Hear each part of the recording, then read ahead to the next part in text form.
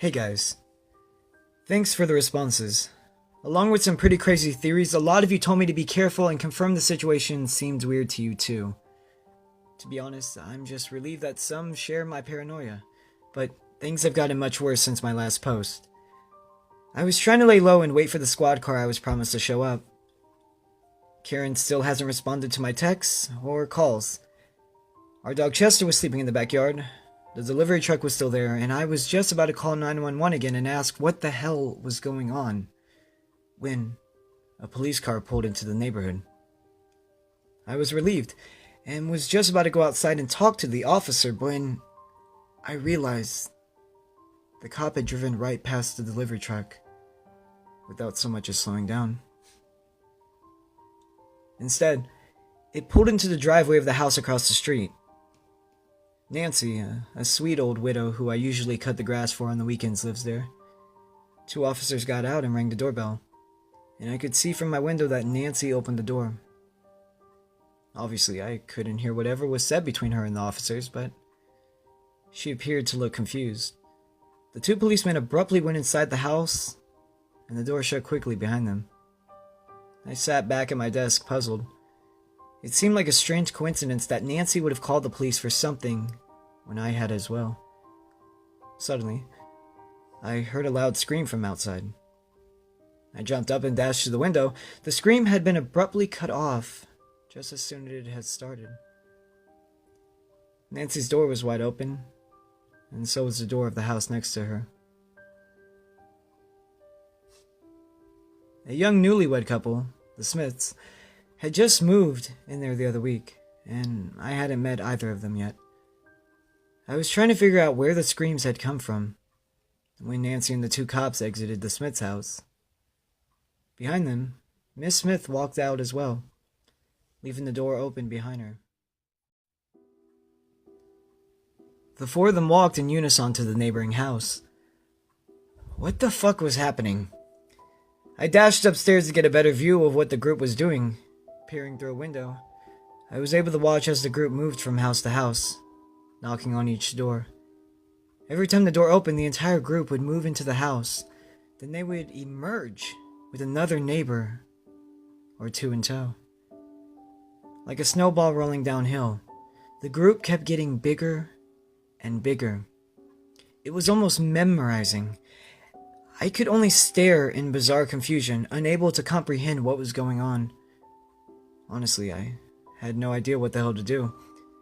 The slowly growing mob had circled around the neighborhood and was about 2 doors down from my house. There must have been close to 20 people now. I finally snapped out of the paralyzing stupor as I was in, and the crowd was going to be at my front door within minutes. I sprinted downstairs, and I quickly shut all of the curtains and made sure all of the lights in the house were off. I double-checked that the front door was locked as well as the windows, and I had just turned off the TV when the doorbell rang. I froze, trying to be as quiet as possible. The doorbell rang again and again.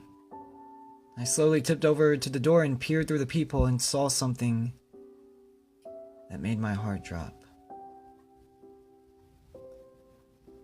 The ominous delivery man had joined the crowd. At least 25 people were standing outside my door, on the porch, and in the yard. I recognized everyone as various neighborhood residents. The two cops were flanking Nancy, who had a big smile on her face as she pressed my doorbell over and over. I must have watched them through the peephole for about 10 minutes. I was vaguely aware of sweat pouring down my face. Finally, Nancy stopped ringing the doorbell, and the entire group turned in unison and began walking away from my house. I was about to breathe a deep sigh of relief, then I heard Chester barking loudly in the backyard. In an instant, every single person outside jerked around and stared directly at my house. Without saying a word, about 10 people split off from the main group and began moving, each taking a different location. I lost sight of them, but it wasn't hard to figure out that they were heading for the backyard. Had I remembered to latch the back door? In a mad dash, I went through the house. I slipped on the kitchen floor and bashed the shit out of my knee. But I barely slowed down. I turned the corner. The glass sliding door to the patio was cracked open. The delivery man was walking up the patio steps. I lunged desperately for the door, slamming it shut and latching it. But the damage was done. The delivery man stood on the other side, staring directly at me. He had a blank look on his face, expressionless, emotionless. But his eyes, they tracked me every move, unblinking. I backed away from the door, and the delivery man raised a hand and pressed it against the glass. He began to knock on the door, but he wasn't alone. Muffled knocks rang out through the house. I turned, and behind the curtains covering each window, I could see shadows. Every window had a person knocking on it, over and over. I kept backing away from the glass, and the man's eyes never left me. And his knocking never stopped. That fucking knocking. That was hours ago, and I'm sitting on the floor of my bedroom now, typing this into my laptop. The knocking hasn't stopped, and I've tried calling the police close to 100 times, and I get a fucking automated please hold every time. I don't know what to do. No sign of Karen, who should have been home long before now. It's pitch black outside, and the knocking just keeps going. Please help me. The knocking won't stop, and I don't know what to do. Wait. It's quiet now. The hell? I just took a glance outside, and everyone is gone. Wait. Someone just called my name from the front door. It sounded like Karen. She's home, guys. Thank fuck. I gotta go see her. I'll update you as soon as I do.